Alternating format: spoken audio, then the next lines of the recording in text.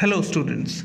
Today we're going to take a poem from your textbook First Flight. The poem today we're taking is Amanda, written by Robin Klein. So, before starting this poem, let's know something about the author first. Robin McMahon Klein is an Australian author of books for children. She was born on 20th February 1936 in Campsie, New South Wales, Australia and now resides near Melbourne. ठीक है, robin मैकमॉ Kline एक Australian लेखक है जो कि बच्चों के लिए किताबें लिखती हैं। उनका जन्म 28 फरवरी 1936 को ऑस्ट्रेलिया के न्यू साउथ वेल्स प्रांत के कैम्पसी शहर में हुआ। ठीक है, और अब वो मेलबर्न के पास रहती है। So, every child feels that he is controlled and instructed not to do one thing or another. ठीक है, तो हर बच्चा ये फील करता है, इस बात का एहसास करता है कि उसे कंट्रोल किया जाता है कि उसे क्या करना चाहिए या क्या नहीं करना चाहिए। You too may feel that your freedom is curtailed. कि आप भी ऐसा महसूस करते होंगे कि कहीं ना कहीं आपकी जो आज़ादी है उसे रेस्ट्रिक्टेड किया गया है। Don't bite your nails Amanda, don't hunch your shoulders Amanda, stop that slouching and sit up straight Amanda.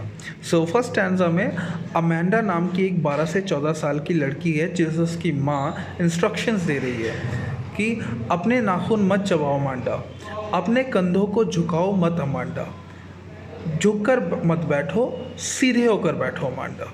और इसी बीच में अमेंडा के मन में अपने खुद के ख्याल चल रहे होते हैं। There is a language emerald sea where the sole inhabitant is me, a mermaid drifting blissfully. अब जब अमेंडा को उसकी माँ के द्वारा ये इंस्ट्रक्शंस दिए जा रहे हैं तब अमेंडा अपने ही ख्यालों में खोई हुई है और वो सोचती है कि कहीं बिल्कुल एक लैंग्वेज मीन्स एकदम शांत, कि कहीं शांत एमरल्ड सी में। ठीक है, सी को कंपेयर किया गया है एमरल्ड से। एमरल्ड एक प्रेशियस स्टोन होता है ग्रीनिश कलर का।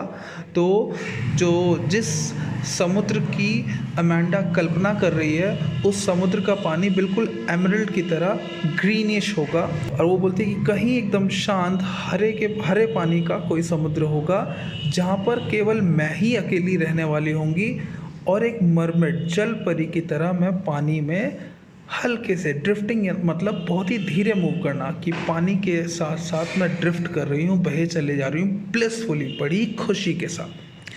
Now next stanza. Did you finish your homework, Amanda? Did you tidy your room, Amanda? I thought I told you to clean your shoes, Amanda. Second stanza में Amanda की mother उसे और instructions दे रही है कि क्या तुमने अपना होमवर्क कर लिया है अमांडा? क्या तुमने अपना रूम साफ़ किया अमांडा? मुझे लगता है मैंने तुम्हें अपने जूते साफ़ करने के लिए कहा था अमांडा। और फिर अमांडा अपने ख्यालों में सोचती है, I'm an orphan roaming the street. I pattern soft dust with my hushed bare feet. The silence is golden, freedom is sweet.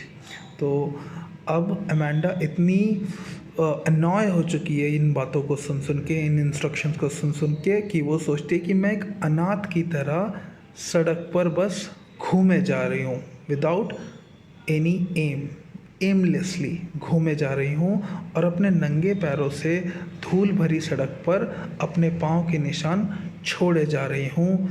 वो जो साइलेंस है वो एकदम गोल्डन है, मतलब प्रेशियस है, एकदम गोल्ड की तरह। और जो फ्रीडम है, मतलब उसे कोई फैमिली या फिर किसी के भी रोक टोक की कोई परवाह नहीं होती, और उस फ्रीडम के साथ वो जो घूम रही है वो बिल्कुल स्वीट है, मधुर है।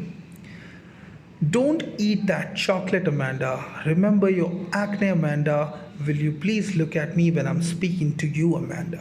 थर्ड स्टैंजा में और इंस्ट्रक्शंस दे रही है अमांडा की मदर कि उस चॉकलेट को मत खाओ अमांडा, अपने मुहासों का ध्यान करो अमांडा, कि तुम्हारे मुंह पर मुहासे हैं और अगर तुम चॉकलेट खाओगी तो और बढ़ जाएंगे। Will you please look at me when I'm speaking to you, Amanda?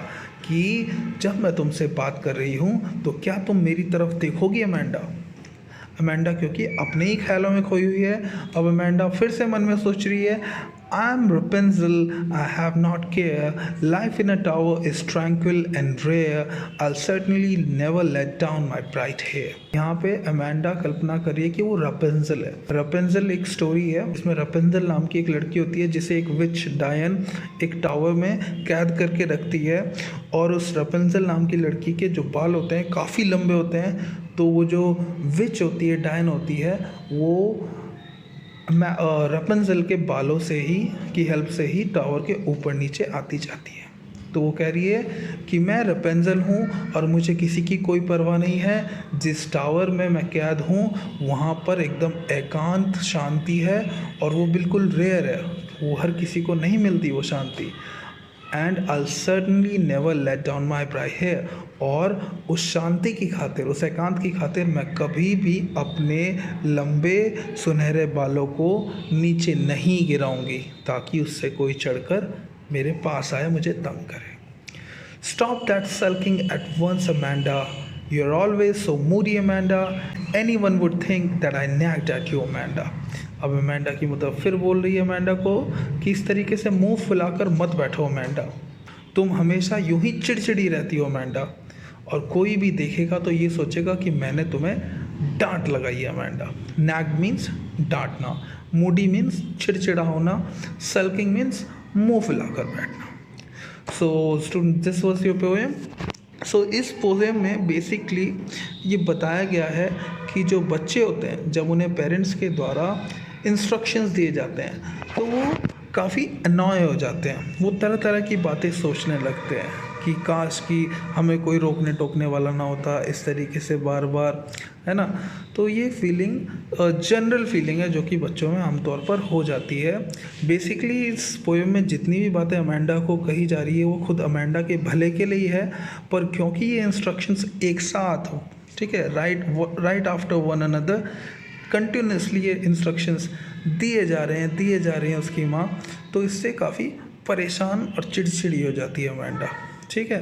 Basically ये जितनी भी बातें हैं सारी अमेंडा के भले के लिए हैं, पर अमेंडा को ये नहीं दिखाई देता, वो बस यही देख रही है कि बार बार उसे हर चीज़ के लिए टोका जा रहा है। So this was your poem Amanda.